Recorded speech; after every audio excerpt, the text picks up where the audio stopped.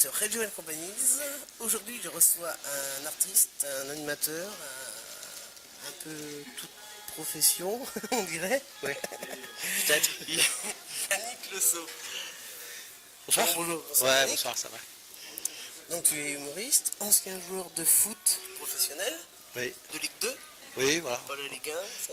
Non, mais j'aurais pu, mais c'était pas mon. Enfin, voilà. C'était déjà. Ligue 2 pour moi, c'était déjà super bien d'en faire mon métier. Moi, gamin, je rêvais pas de faire ça, donc quand je suis arrivé là, déjà c'était bien. Donc, Ligue 1, il y avait trop de contraintes. J'ai vu aussi que tu es opérateur ralenti pour tout sport. Voilà, opérateur LSM, Live Slow Motion. C'est-à-dire nous, on s'occupe des opérateurs de tout ce qui n'est pas en direct sur des retransmissions en direct. Ça part du générique, des résumés à la mi-temps, que vous pouvez voir après dans les émissions, des focus qu'il y a sur des joueurs, tout ce qui est au ralenti, toutes les actions au ralenti, les buts, voilà, les génériques.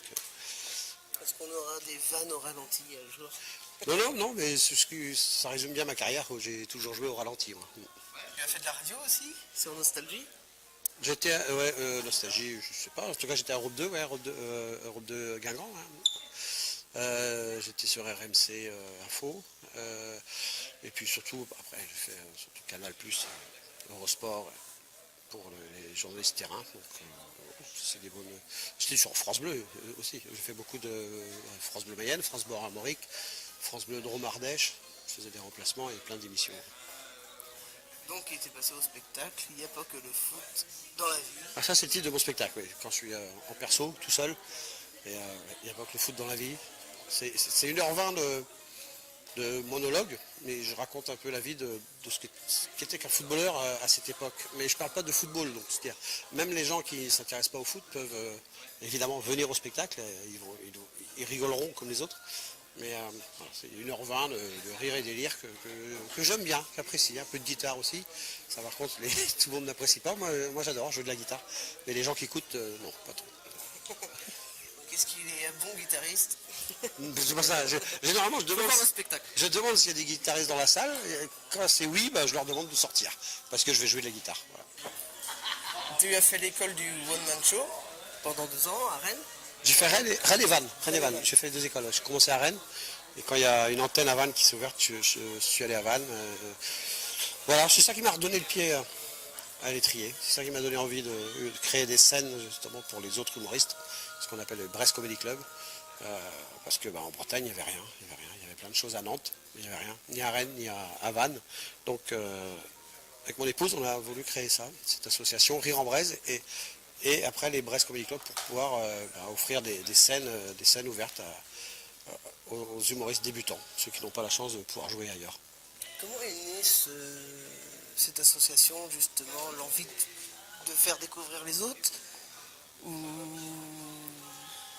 L'envie, elle est là, elle est de partager l'humour, de partager ces moments de scène, ces moments où on est bien devant un public, et en Bretagne, on peut pas le faire. À Nantes, ils ont une scène par soir, une scène ouverte, ils peuvent à 6, 8, 10 humoristes jouer, tous les soirs, du lundi au dimanche. En Bretagne, on l'a pas, donc on est en train de créer vraiment un réseau. On peut appeler ça comme ça, parce qu'il y a d'autres qui se créent un petit peu. Je pense aux comiques d'ici, qui des anciens du Brest Comedy Club qui ont monté ça. Il y a à Lorient également une autre antenne qui se monte. C'est aussi les gens qui sont passés par le Brest Comedy Club. Mais on était les premiers en tout cas à ouvrir ça à tous les humoristes. On en est fiers et on va continuer à œuvrer de ce côté-là. Ouais, parce que vous ouvrez un peu partout en Bretagne. Il y a eu alors Plouhinec. Aujourd'hui, là, à Elvin, Ouais, ça se tourne autour de quel bassin? Plutôt Golfe de Morbihan? On va pour la baie, moi je vais à Saint-Brieuc, on aura Saint-Renan aussi, à côté de Brest. Ça va tourner un petit peu. Ils viennent un petit peu? Pas trop, je sais pas, il y a certainement une demande, parce qu'il y a des gens qui ont envie de rire aussi, mais ce soir par exemple, là on était à Elvin, il y avait beaucoup de gens d'Ille-et-Vilaine qui sont venus voir ce spectacle à Elvin. Mais oui, j'espère pouvoir trouver. On avait fait un spectacle à Mordel qui avait très très bien marché. On avait rempli la salle, près de 300 personnes à Mordel.